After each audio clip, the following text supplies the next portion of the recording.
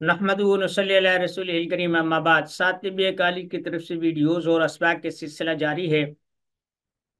आज हम आमिलीन के लिए एक खुसूसी हिदायत और अमलियात में कसरत से जो चीज इस्तेमाल होती है यानी हिसार, इस बारे में गुफ्तगू करेंगे।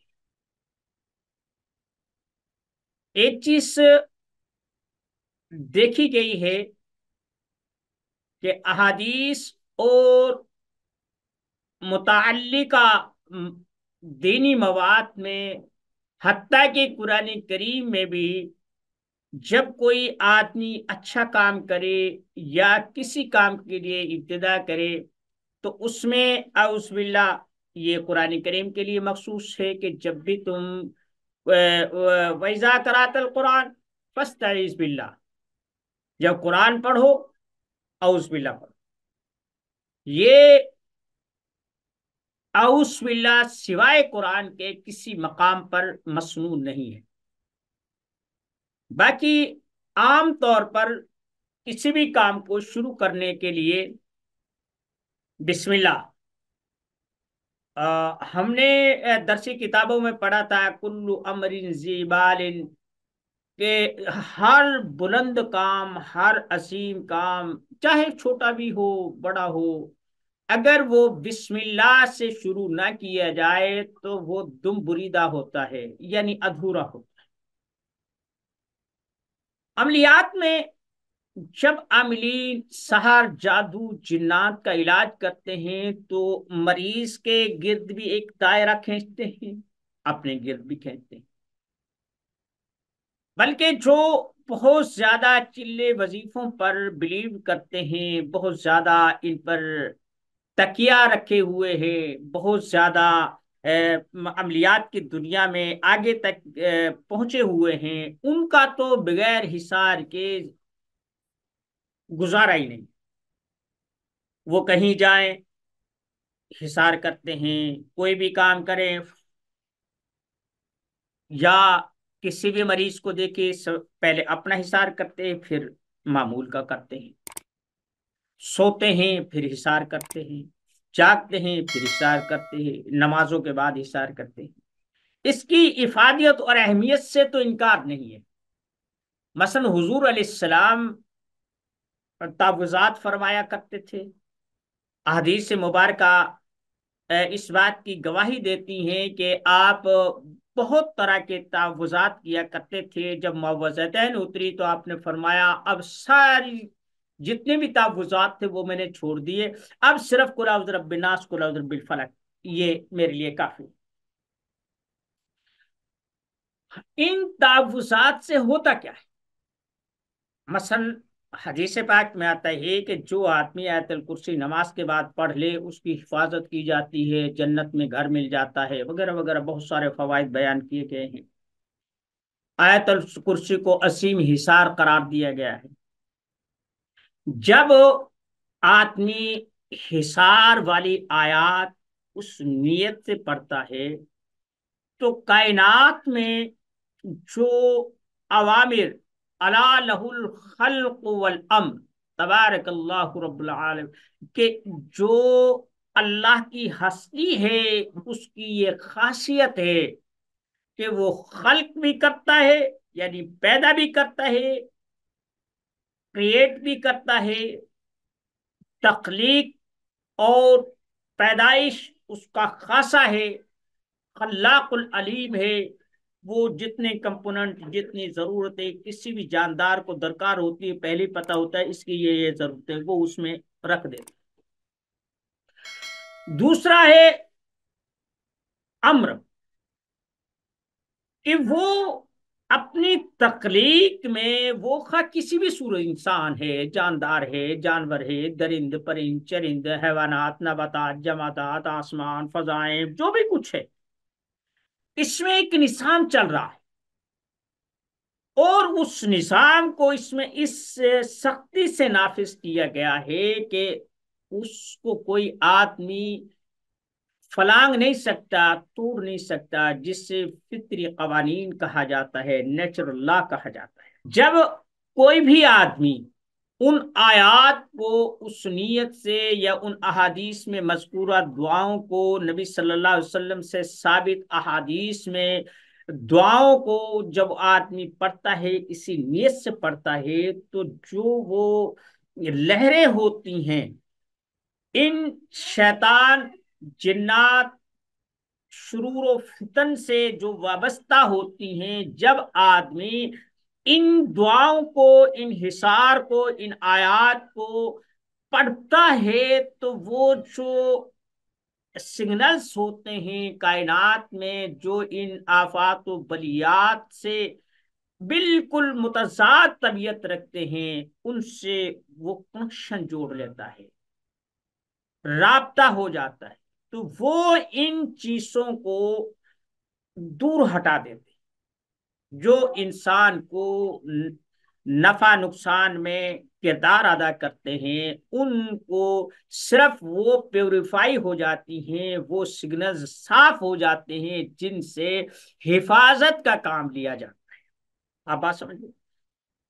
अब आपने एक चीज देखी है कि बहुत सारे लोग रात दिन चिल्ले वजीफे तस्वीरें कर रहे, फिर भी परेशान हैं।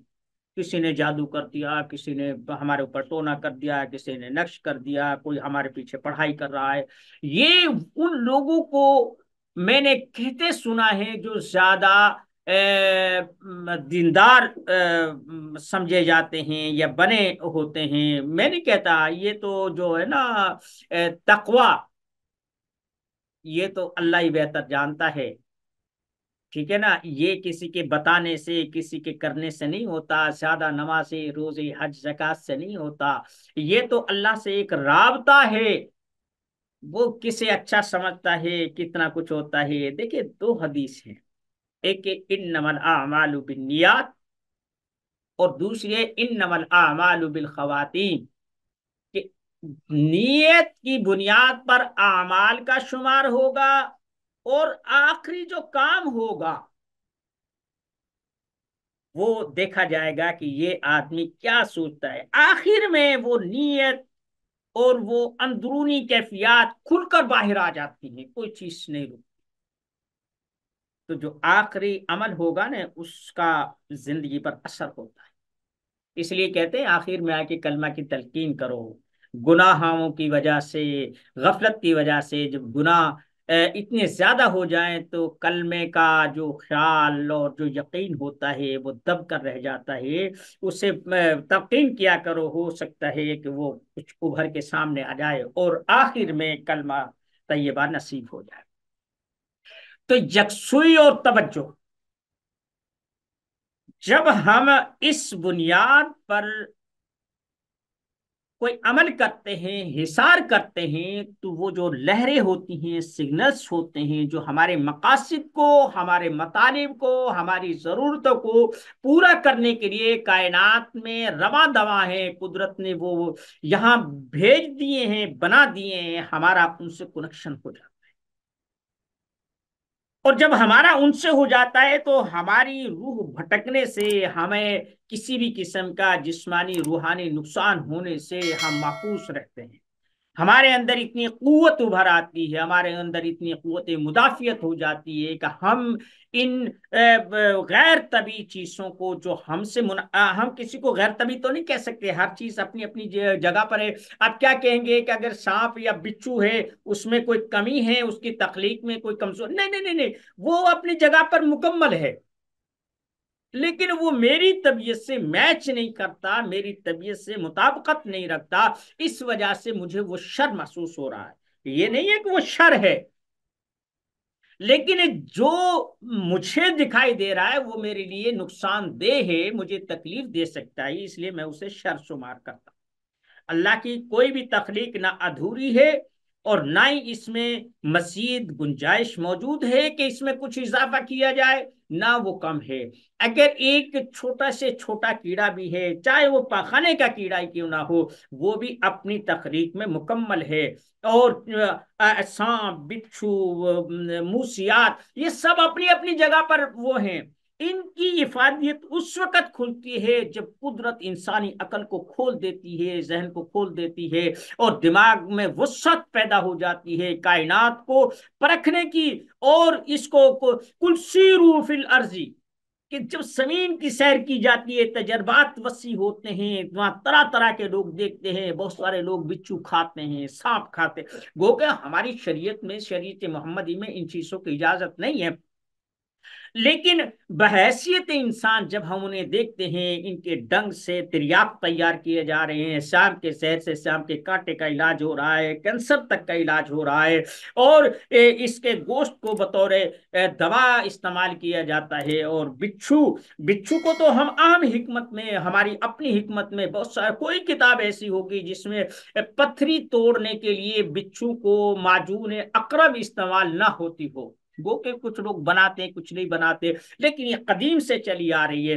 तो ये एक तरफ अगर वो बिच्छू मुझे काट ले तो तकलीफ देता है, दूसरी तरफ मैं इसका माजून बनाता हूं और उससे अपनी पत्तियां तोड़ता हूं। लेकिन एक बात याद रखें, अगर किसी के जिस्म में इंतहा दर्जे की खुश्की हो गई है, जोड़ जुड़ गए हैं, पथरा गए हैं बिल्कुल, वहां बिच्छू के डंग लगवाने से वो जोड़ दोबारा से काम करना शुरू कर दे। हर कोई आदमी ना करे भाई, जो माहिर हैं वो इसको कर सकते हैं। तो जो जो तहव्वुज़ात होते हैं, हिसार होते हैं आमिलीन के लिए, इसमें एक बात जहन में रहे कि बेध्यानी से मत करें, अल्लाह से मांगे। एक होता है पढ़ना, एक होता है मांगना। मांगने और पढ़ने में फर्क है।